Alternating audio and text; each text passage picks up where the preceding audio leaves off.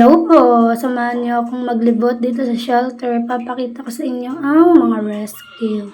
Alam niyo po ba sa simpleng pagbibigay niyo ng donation ay marami po kayong natutulungan na buhay ng mga fur babies. Sila po yung mga inabandona, mga sinasaktan, mga binuhusan ng mainit na tubig, mga nasagasaan sa kalye. Ayun po ang mga nakatira dito sa shelter po ngayon. Kaya po kami palaging nagla-live ay para po kahit papano ay makakuha po kami ng pantustos sa mga rescue. Dahil alam naman po natin na hindi biro ang mag-alaga ng mga aso at pusa. Pero dahil nga po nakakaawa sila lalo na kapag nasasagasaan ay kinukuha po namin at inaalagaan namin dito sa shelter.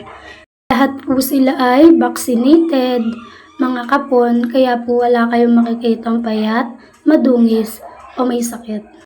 Kaya po sa mga lahat ng tumulong dito sa shelter para po kahit papano ay mabigyan sila ng pangalawang buhay, maraming salamat po.